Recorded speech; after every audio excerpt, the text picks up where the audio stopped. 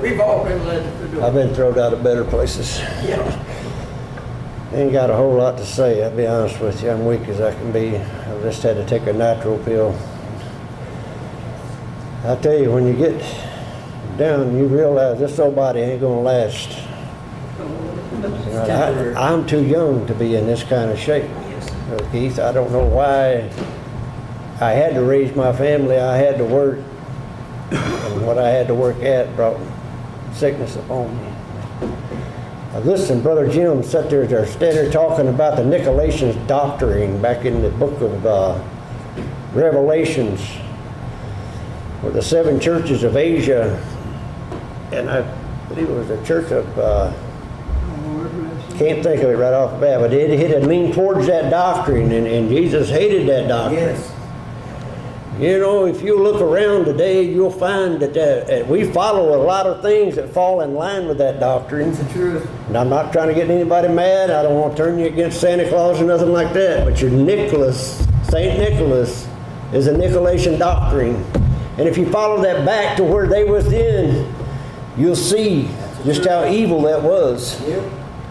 But now today we'll celebrate with lights and trees and whatever and sing songs. Try to make it merry, but that's not the way it was. The Nicolaitans were some evil people. Yeah, it was an evil doctrine. And it's in the churches today. It's filtered into all the churches. Yes, indeed. And as long as we don't exercise our faith and stand strong, uphold the name of Jesus Christ, Yes. and we're all in trouble. That's the truth. Brother, it ain't going to fall on them. It's going to fall on us. That's the truth. I am responsible. I didn't want to be here, but God put me here, and I am responsible now. I can't walk away from it. I wished I could sometimes, but I can't.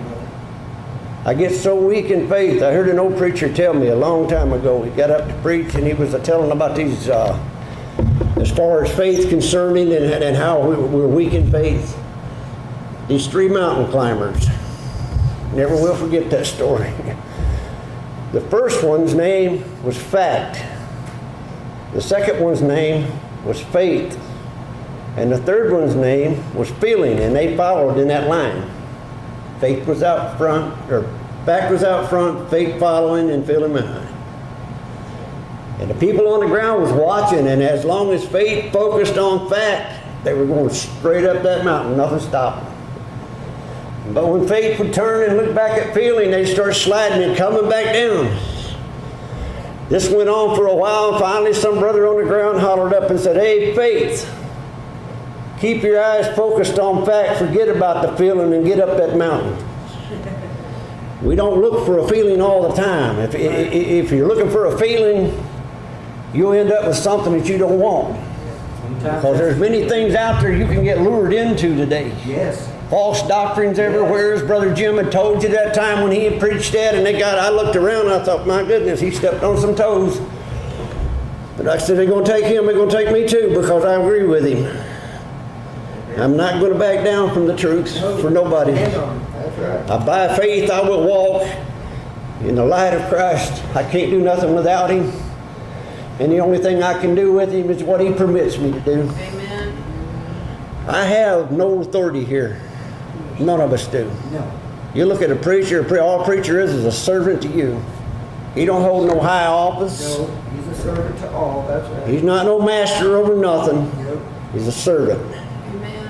And if you get above thinking like that, and Brother Keith will vouch for me on this, we've been in associations and stuff where people campaign to be the moderator. That's the truth.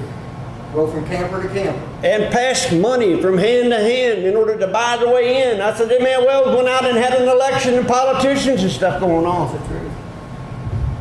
Witnessed it with my own. That's the kind of world we live in today. While we used to know as the old time preaching, they've gotten so far away from that.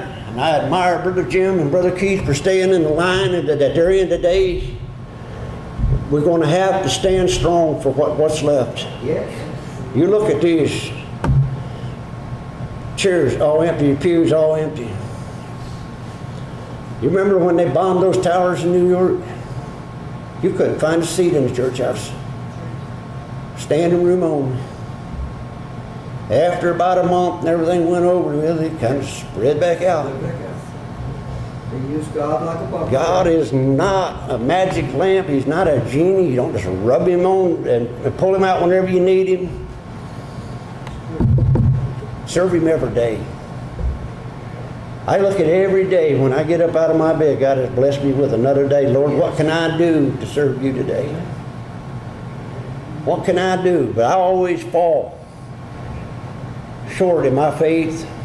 I come up weak, come up empty. Something the other day that I did brought all that back to me. You know how hot it's been here these past few days. Genius me thought I could go out and dig up one of my tomato plants and transplant it in the middle of the day. So I did it. Put that plant over there, and within a matter of 2 or 3 hours, it was wilted up and folded over and everything else. And I thought, well, Lord, that is gone. I'm going to have to go ahead and pull it up. But I thought, well, I'll just water it tonight and see what happens. And I watered that and got up that next morning, and that thing was just as healthy and green as it could be. And I looked at how myself is that plant. Same way. When the heat comes down on, I start withering up and shrinking up. But I know that the Lord can replenish me and take all of that away from me. You know, you're in a battle. Yes. when you felt the Lord forgive you, you join an army, whether you like it or not. It even talks about your armor. Whole armor. Put the whole armor on, not half of it. I was in the army myself. I wasn't about to go out into battle in my uniform and stuff that I would take pictures in. Right. You got dressed up for it. You had your gun and whatever.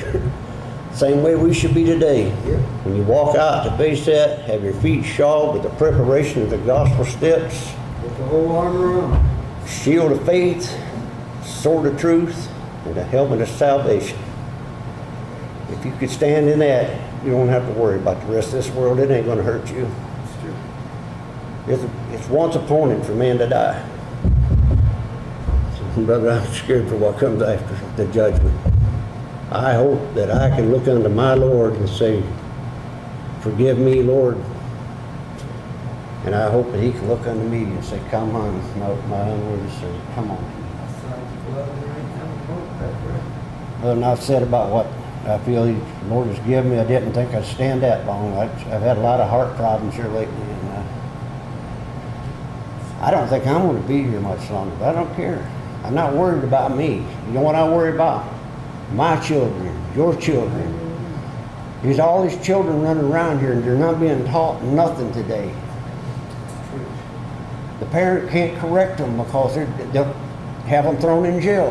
Get offended and have them arrested. Daddy spanked me. Now Daddy's got to go pull 6 months in jail. That's the kind of world we're living in today. It's pathetic. I watched something on Facebook the other day that made me sick. A drunk man beat his wife up right in front of these people, all around, and nobody stepped in to stop him. But they had time to record it. Yeah, nobody done a thing. Nobody done a thing. Don't ever try that in front of me. But I won't back down from it.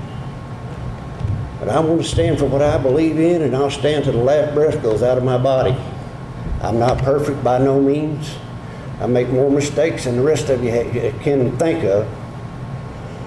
But I want to try today and try to continue after today and on to teach my children, your children, and everybody else's children that God is real, God is true, He's alive, He's here today. It's not something you just thought up in your head. My uncle told me one time, he said, I believe people go to church are mental. I stepped back and looked at him. I said, you're absolutely right, son. I'm crazy about Jesus. He didn't know how to handle that. Crazy for a cause. That's where I stand, and that's where we all should stand, because it's coming to the point right now. You may think it's not going to be here, you're not going to see it, but I can see it happening where you won't be able to speak the Lord's name in a crowd. They'll take your head off. It'll be a hate crime. Yeah. It's already there. Yep. Schools done took it out. Government took it out. We think one man's gonna bring it back. I think it's too far gone, brother. I think if everything that I've seen and what I read and what I've heard listened to these old brothers preach about, I believe we're down in the last times. I don't know when that's going to be. Could be today, could be tomorrow, could be 1,000 years from today. I don't know. But I know. I don't know what tomorrow's going to bring. But I know who holds tomorrow. As long as my faith and trust is in Him, I ain't got to worry about none of the rest of it. So God bless you. Come on, brother.